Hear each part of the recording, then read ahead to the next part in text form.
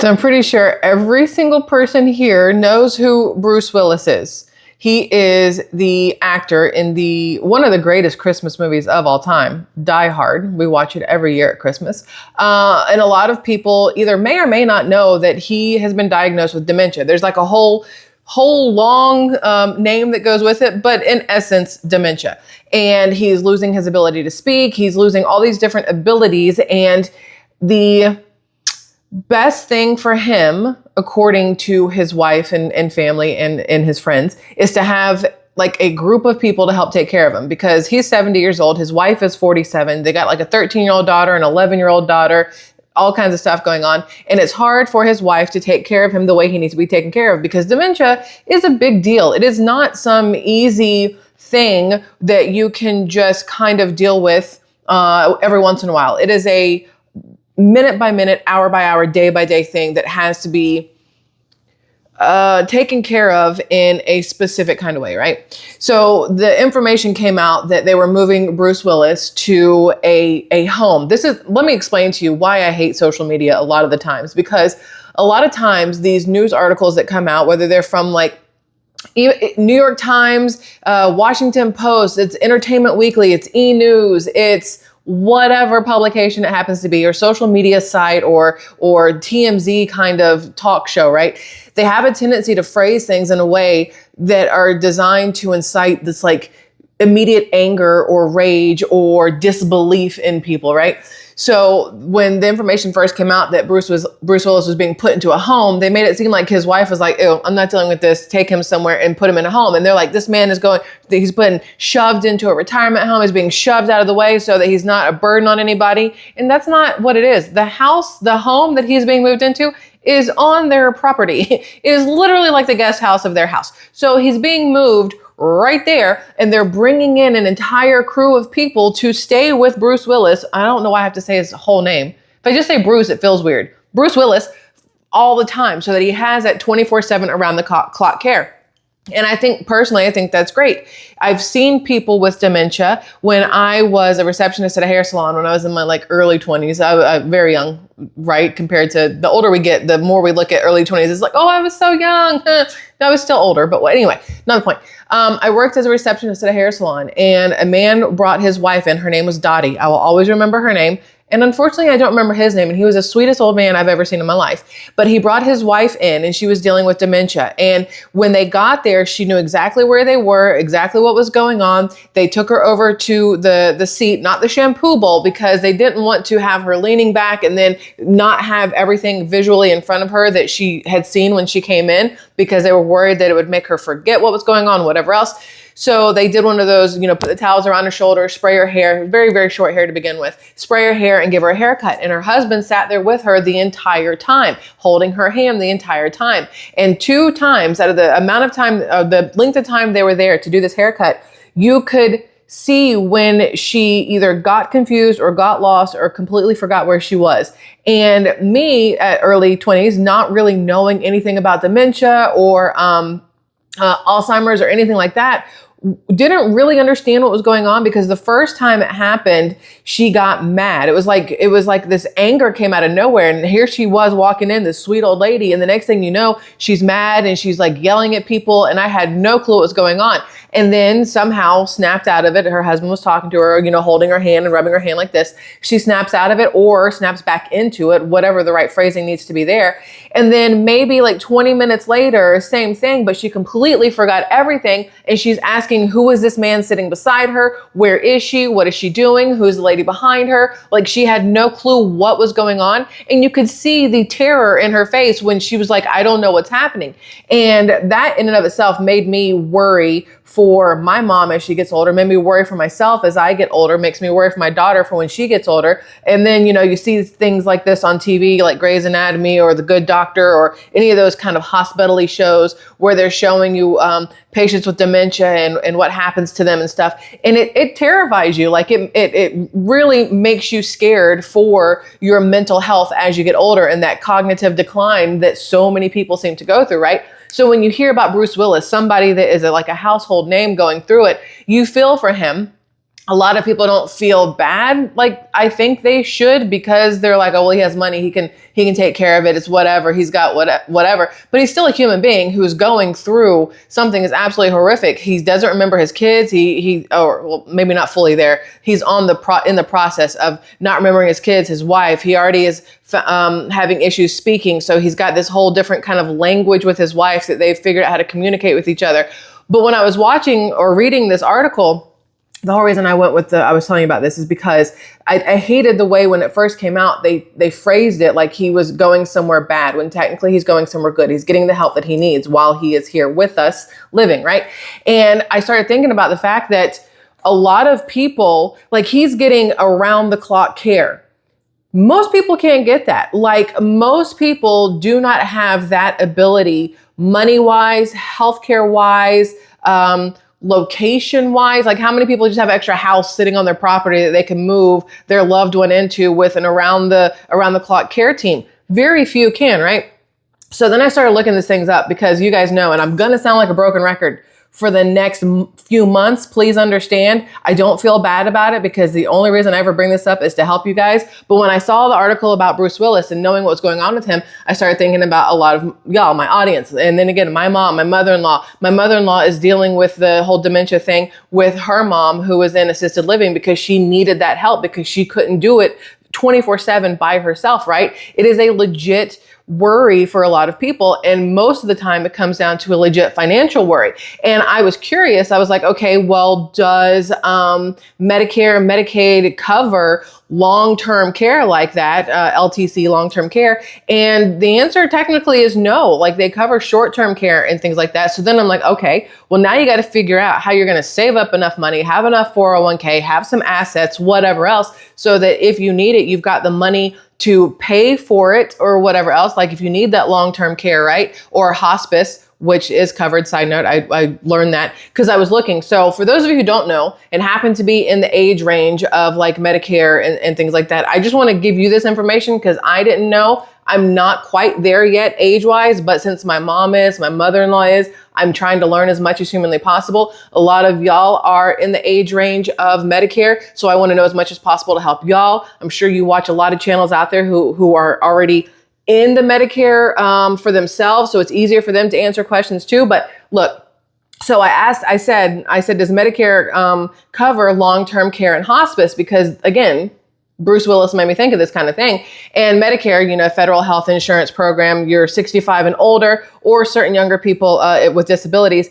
It says it provides coverage through different parts or plans, which we already know. You have your original Medicare parts, which are A and B. You have your Medicare Advantage Part C, which a lot of people don't like. Medicare Supplement, which is Medigap. And then you have your Part D for your drugs, your prescriptions or whatnot. But according to this, coverage for long-term care, Medicare does not cover most long-term care, including custodial care in nursing homes, assisted living, or at home. This is because Medicare is designed for acute, meaning short-term or medical needs, not ongoing non-medical support, which, if you're getting into Medicare, you may not know that. If you're on it, you still may not know it. So this is like help you out, kind of let's learn some stuff together. So your original Medicare, Parts A and B. Part A, your hospital insurance, right? Covers short-term skilled nursing facilities, or SNFs is what they call them, care after a qualifying 3-day inpatient hospital stay, but only for up to 100 days per benefit period. Says full coverage for days 1 through 20, partial for days 21 through 100. These are things that are good to know, right? It does not cover long-term custodial care, room and board in nursing homes, or non-medical home care. I remember my mother-in-law was having to put her mom into an assisted living, because I don't like the word nursing home. I feel like that's weirdly, I don't know, degrading. That's not the right word, but I don't like term nursing home. Assisted living, I feel, is better, because these men and women who are going into these locations, they are getting assistance in living at the age that they are at with the health maybe that they're at or the disabilities they may have. But I don't like nursing. It feels weird to me. Maybe that's just me.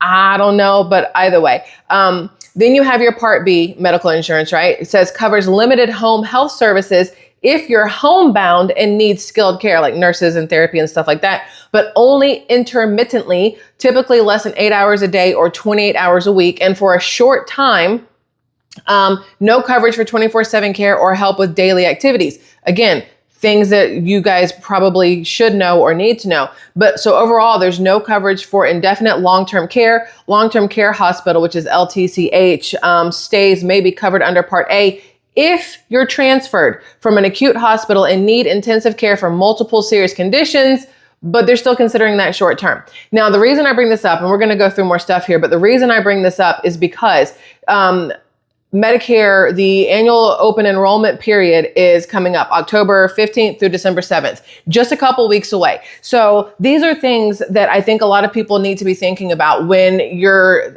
thinking about changing your plans or whatever else. So I wrote myself a little note here to not mess anything up for y'all. So listen, less than 30 days away. All right. Because today is the 17th. The open enrollment period does start on October 15th. It's the Medicare annual enrollment period. Kicks off every year. It's every year, October 15th through December 7th. And it's for the seniors, for you guys, right? Now, during this window, you can opt into or switch your Medicare Advantage plan, choose or switch your Part D prescription drug plan, move between original Medicare and Medicare Advantage, or even enroll in original Medicare if you missed your initial enrollment period or a special enrollment period. Now, initial enrollment period for if I remember correctly, because I didn't give myself all the notes under the sun like I should have. Your initial one is 3 months before your birthday, the month of your birthday, and 3 months after your birthday. We all know, because we've talked about it, if you miss that, there's the possibility of getting fined for life, which you do not want to do. So if you think or you know that you're turning 65 in the next 6 months, maybe during this open enrollment plan, you might want to hop on in and try to figure out where you need to be and get the right plans for you, right? So here's the thing. If you make changes, your new coverage will start on January 1st. But for most seniors, the AEP, the annual enrollment period, it's stressful, it's overwhelming, it's aggravating. It is confusing as all get out for a lot of people when you're trying to do things on your own, right? You're hit with a barrage of like unsolicited spam mail. You got the phone calls, the emails, the texts from Medicare agents and third parties. Where I live, the police just put out a Facebook post for the Pensacola area saying that there were a lot of phone calls coming into the police department about a man and woman who were going door to door in a bunch of neighborhoods about Medicare Advantage plans and how they wanted all their information to help them sign up and whatever else. And a lot of people were like, okay, these are scams. And the police said a lot of times they are. These happen to be through some actual doctor's office in the area. So technically they weren't scams, but it's still terrifying for a lot of people to have some random person come knock on your door. Look, my brain, come and knock on my door. I've been waiting for you. I don't know. Three's company too. All right, I'm there.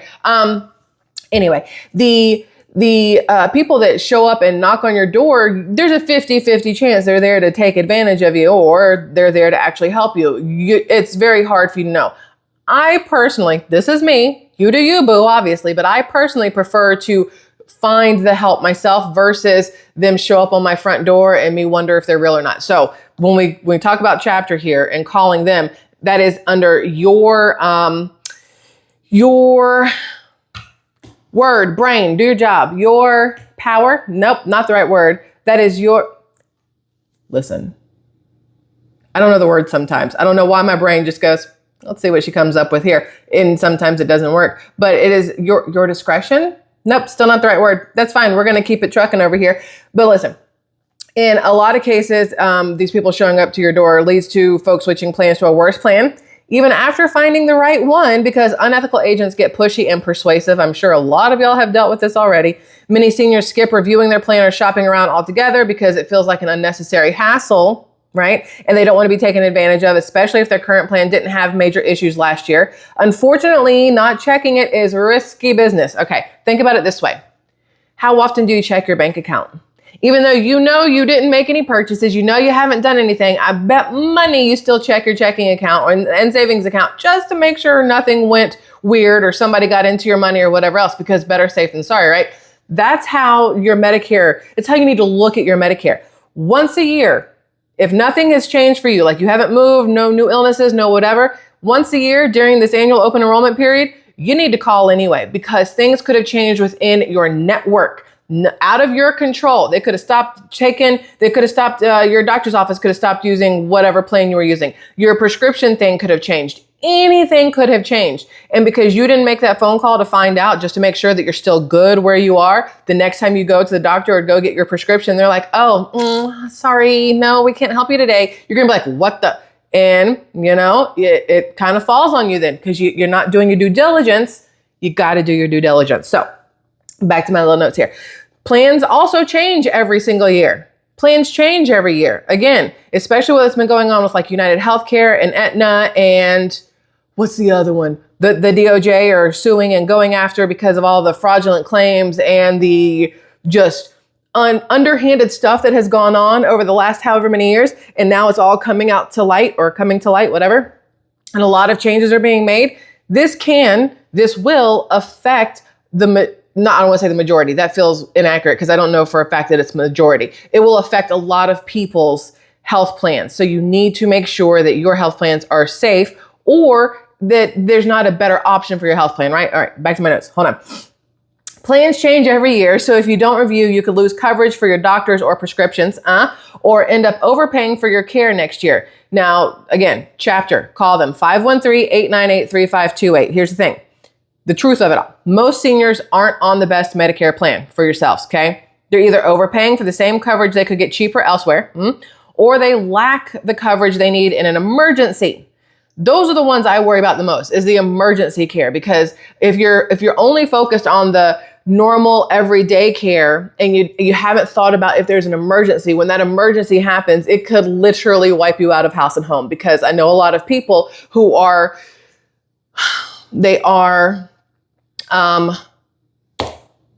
on Social Security and they don't, maybe running through their 401k, but they don't have, just money falling out their butt to cover any kind of medical emergency that may come up. So keep those things in mind. Now, Chapter can review your options in under 20 minutes. Listen, the best part is, and I know I say this all the time, and I know it sounds some type of way, and I'm fine with sounding some type of way. When you call Chapter, the person on the other end of the phone is here in the United States of America, in this country, and speaks your language, and you can understand them. And again, I don't care how it sounds. I know for a fact how very important that is. As somebody who's had to call because of some issues that we had, my husband and I, during our anniversary with an establishment, I had to call and they transferred me out to who knows what country that was. I couldn't place the lady's accent. She was very nice, very hard to understand. It can get very frustrating, especially, let's say you have hearing aids. My mom wears hearing aids, and I know for a fact that certain accents and certain voices are harder for her to hear because of the way the hearing aids either do pick them up or don't pick them up. It is much easier when the person on the other end of the phone sounds like you. And it's not meant to sound some type of way. It's just the unfortunate truth of how things are. So anyway, if you're already on the best possible plan, they'll let you know. I've read the comments to you guys before of how many people have been like, hey, listen, I called and I got John, here, and he told me that this is the best plan that I'm on. There's no need to change. That's great. And then you have other ones who go, I called and they were like, oh, honey, no, you're paying too much and you're not getting the best coverage. And then they find a way to pay less and get better coverage. Like, hello, that is the icing on the cake there. If you're not on the best plan, they will help you switch.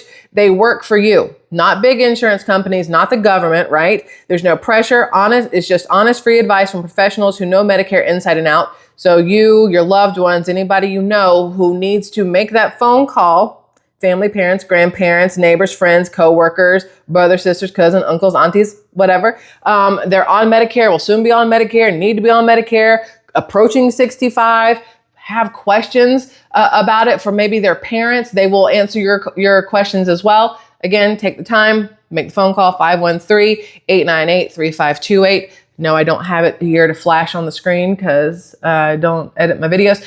So hopefully you guys remember that. I will have it in the pinned comments as well, because it is very important that you keep in mind October 15th through December 7th. Please, please, please, please, please, please make the phone call. You can call before then and have all the conversations with them, and then call back October 15th through December 7th and get it going. But this way you can have all the information ahead of time so you know what's going on. It's the best thing you can do.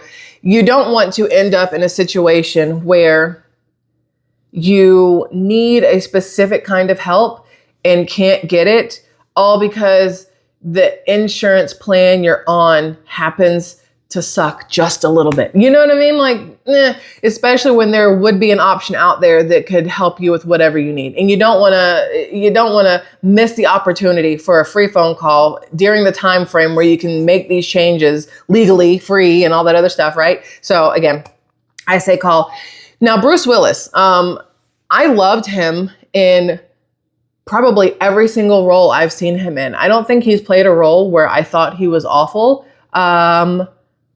Obviously, Sixth Sense is a really good one. I love all the Die Hard movies, but I also like him as, what was it? Ross's girlfriend's dad, who then dated Rachel in Friends. I like that side of Bruce Willis as well. But, and a lot of you may not have seen this movie, I love him in Pulp Fiction. I don't know. I just love him in Pulp Fiction. Anyway, so that's that. That's the information I want to share with you guys. Hopefully, like I said, you will take into consideration the time frame that is coming up and do what's best for you and technically for your family. It's not just you that you have to think about when it comes to your health. It's everybody else that loves you around you that, you know, needs to be somewhere in your mind when you're thinking about what you're going to do or what plan you need to be on, because a lot of people are affected by health as they get older. So anyway, y'all, I love you immensely. Hopefully this is helpful to at least one of you. If just one of you got help from this, then I'm happy. And that's what matters. So not that I'm happy, but that y'all got help. Brain. I think I need more caffeine. I'm going to go do that. I'm going to make coffee. I'll see you guys again later. Okay, love you. Bye.